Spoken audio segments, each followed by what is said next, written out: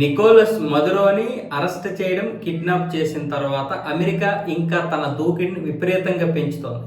అంటే ఇప్పుడు గ్రీన్లాండ్ అలాగే కొలంబియా మీద దాడులు చేసి ఆధీనం చేసుకోవాలని చూస్తోంది. కానీ మనలాంటి దేశాల మీద ఏమొచ్చేసి సుంకాలతో విరుచుకుపడుతుంది. నేను ఇప్పుడు 500% సుంకాలు విధిస్తాము అని గ్రీన్ సిగ్నల్ ఇచ్చేసాడు ట్రంప్. అయితే ఇప్పుడు దీన్ని కాంగ్రెస్ సభ ఆమోదించాలి. ఇప్పటి వరకు 50% సుంకాలు ఏవైతే ఉన్నాయో అవి తన వ్యక్తిగతంగా విధించేశాడు కోపంతో, లేదా భారతదేశాన్ని చైనాని తన దారిలోకి తెచ్చుకోవాలని, రష్యా దగ్గర చమురు కొండం తగ్గిస్తారనే ఉద్దేశంతో. కానీ ఇప్పుడు ఏకంగా 500% సుంకాలు విధిస్తానంటున్నాడు. 500% సుంకాలు విధించడానికి కూడా వెనకాడకపోయినా పోవచ్చు. ఎందుకంటే అది బెదిరింపు కాదు, దానికి గ్రీన్ సిగ్నల్ ఇచ్చేసాడు. కాకపోతే కాంగ్రెస్ సభ అనేది మాత్రం ఆమోదించకపోవచ్చు. ఎందుకంటే భారత్ లాంటి వ్యూహాత్మకమైనటువంటి దేశాన్ని కోల్పోతే మళ్ళీ దానితో సంబంధాలు పునరుద్ధరించడం అంత ఈజీ కాదు. రేపు మళ్ళీ చైనాని అడ్డుకోవడం కూడా చాలా కష్టమైపోతుంది. కాబట్టి ఈ ట్రంప్ మాటలు వినేసి అనవసరంగా మళ్ళీ ఈ యొక్క కొరువుతో తలబోకూడదు అన్న విధంగా కాంగ్రెస్ సభ అయితే ఆమోదించకపోవచ్చు. కానీ దేశ ప్రయోజనాల దృష్ట్యా ఒకవేళ ఆమోదిస్తే మాత్రం భారత పరిస్థితి ఏంటి? భారత్ కూడా అప్పుడు ఏ మార్గం ఉండదు. ఒకటి, 500% సుంకాలని భరించాలి. 2, రష్యా దగ్గర చమురు కొండం పూర్తిగా ఆపేయాలి. అది ఏం చేసినా కూడా బహిరంగంగా చెప్పాల్సి ఉంటదంట. ఏం చేసినా బహిరంగంగా చెప్పాల్సి ఉంటది. కాబట్టి 500% సుంకాలు భరించడం అనేది అసాధ్యం. ఎందుకంటే ఇంచుమించు మనం 88-89 బిలియన్ డాలర్ల ఉత్పత్తులు అక్కడికి ఎగుమతులు చేస్తున్నాం అమెరికాకి. 500% అంటే ఇక పూర్తిగా దాన్ని ఆపేయాలి. ఇంకెవరో కొంటారు అక్కడ. 50% అంటేనే కష్టం, ఇప్పుడు తగ్గిపోతుంది, సగానికి సగం తగ్గిపోయింది. 500% అంటే ఎవరు కొంటారు?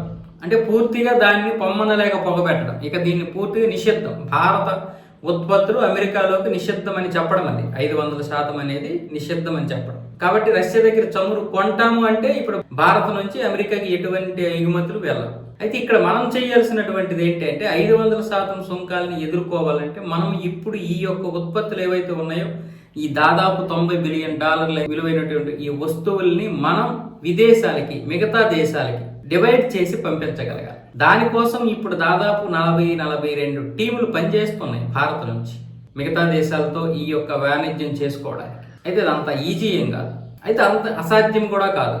దానికి సంబంధించి ఇప్పుడు రష్యా కూడా మనకి సపోర్ట్ చేస్తుంది. ఎందుకు? రష్యా దగ్గర చమురు కొనడం వల్లే ఈరోజు ఇన్ని ఆంక్షలు, ఇంత సమస్యలు వస్తున్నాయి భారత్కి. కాబట్టి కానీ భారత్ ఏం కోరుకుంటుంది?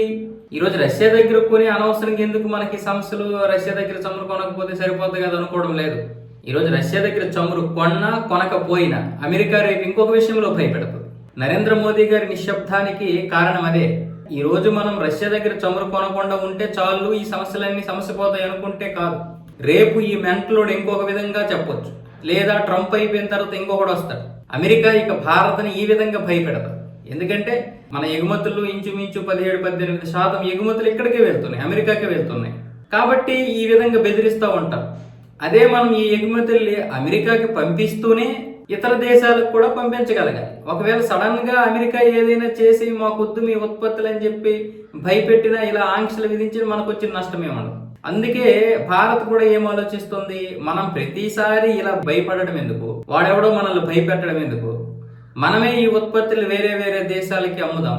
ఎలాగో ఇప్పుడు మనకి రష్యా కూడా ఇప్పుడు 100 బిలియన్ డాలర్ల వ్యాపారం కలిసి చేద్దాం, మనం కూడా సంయుక్తంగా చేద్దాం, అవసరమైతే మనం కలిసి వేరే వేరే దేశాలకు అమ్ముదాం అని రష్యా కూడా సపోర్ట్ చేస్తుంది. ఇప్పుడు ఇలాంటి పరిస్థితుల్లో మన టీములు కొన్ని రష్యా టీములతో కూడా కలిసి పనిచేస్తున్నాయి విదేశాల్లో. కాబట్టి ఇలాంటి సమయంలో చైనా తన యొక్క వ్యాపారాన్ని విస్తరించుకున్నా సరే మనకు వచ్చిన నష్టమేమీ లేదు, మనకున్న గిరాకీ మనకు ఉంటుంది. అలాగని ఇప్పుడు ప్రస్తుతానికి రష్యా కూడా మనకు తోడు ఉంటుంది. కాబట్టి ఎక్కడ పెడితే అక్కడ అడ్డు రాదు.